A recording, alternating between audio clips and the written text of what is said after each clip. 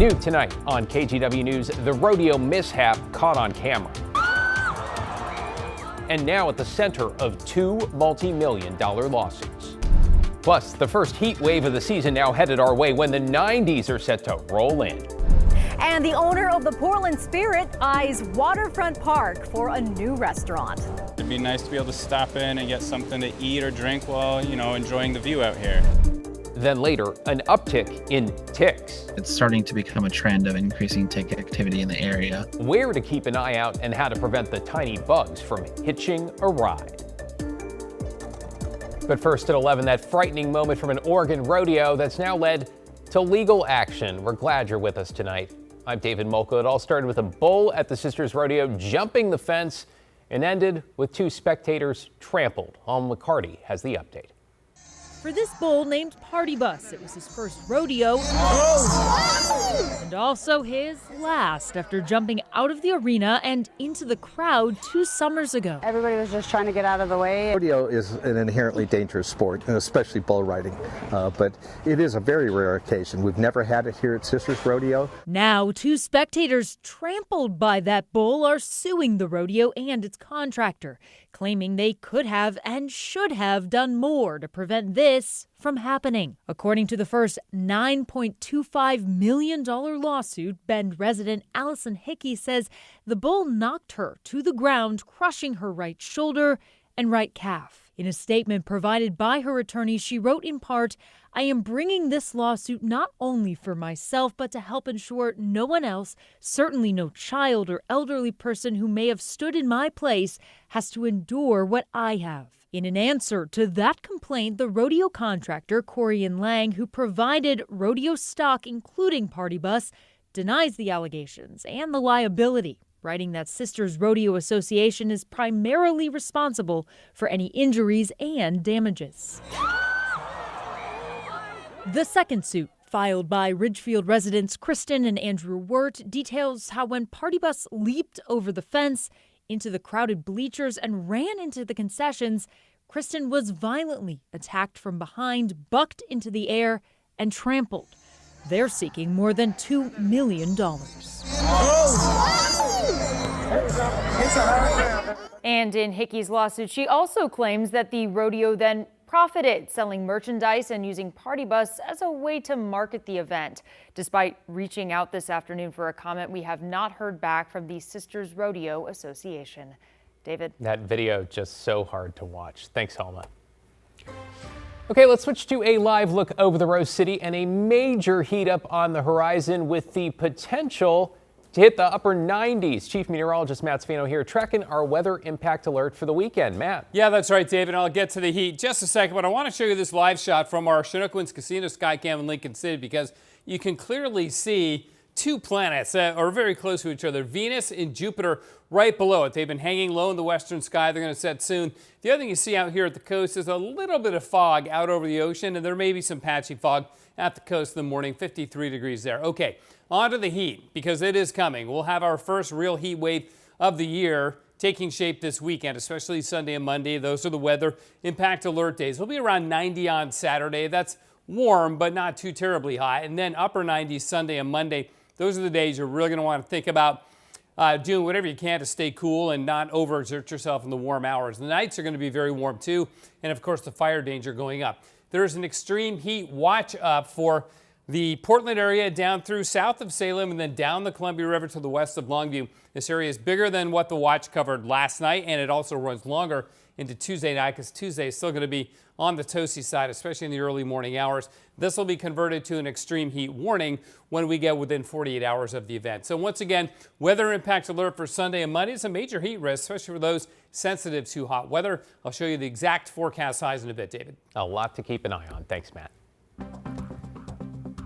To get you caught up on tonight's other headlines now, the Longview School District Superintendent pleaded not guilty in court today to charges related to sexual assault allegations at Mark Morris High. Karen Cloninger is accused of tampering with a witness, failing to report, and obstructing a law enforcement officer after multiple students at the school said they were sexually assaulted by their older teammates on the boys' basketball team. Investigators say Cloninger tried to downplay the incident and told the school's principal to squash The situation: Cloninger was arrested in May, and early this week she was placed on unpaid leave. To East County, where we've now learned the identity of a man killed Tuesday night outside the Wood Village. Fred Meyer, the sheriff's office saying 24-year-old Cameron Quiring was shot and killed just after 7:30 last night. Investigators say Quiring and the suspect, 19-year-old Kenneth Nevels Jr., knew each other, though it is unclear right now what led to the shooting. Nevels Jr. appeared in court this afternoon, and a judge denied bail.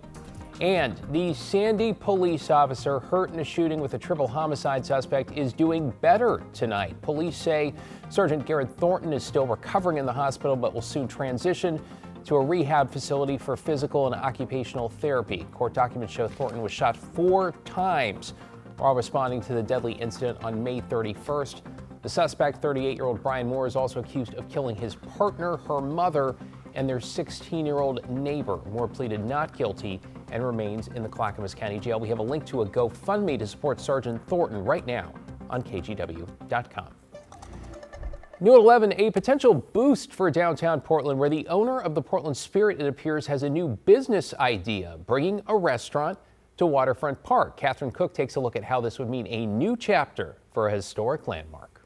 Take in the view from Waterfront Park near Salmon Street Springs. Now, make it from an outdoor dining space here. Maybe drink in hand outside this building. Oh, and make it a restaurant.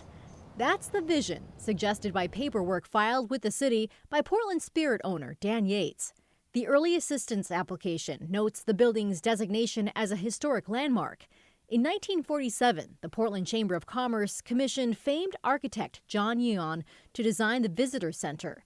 In 2010, the city-owned building was renovated, then leased to the Rose Festival as its headquarters, which still uses the office. So far, no comment from the Rose Fest or Portland Parks and Rec, which oversees the building. The Portland Spirit tells us they're just in the preliminary stages of this project, and it's too soon to talk details. They did share the building needs a lot of work. They're looking at doing close to $200,000 in repairs and renovations while maintaining the building's historical integrity. This stretch of Waterfront Park is a hot spot for tourists, many of whom told us they were hoping to find a cold drink around here and a place to sit and enjoy it.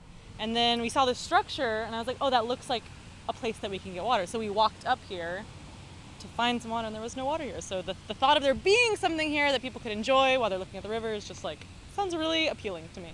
I think it sounds great. It'd be nice to be able to stop in and get something to eat or drink while, enjoying the view out here. We spent basically an hour biking up and down, and there's not much to see besides old parks and broken down grass. According to the filings, Yates aims to have a restaurant up and running here by spring of 2027. For now, it appears he has hope.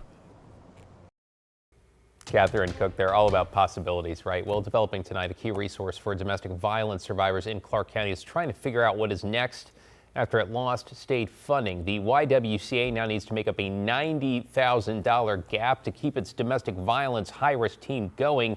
That team provides safety check-ins and help with court orders or finding shelter for those who are deemed at high risk of bodily harm or domestic violence homicide. The YWCA says in the 2 years before the team's launch, there were 13 domestic violence homicides in Clark County. Since launching, there have been just 4. We are not giving up on our domestic violence high-risk team.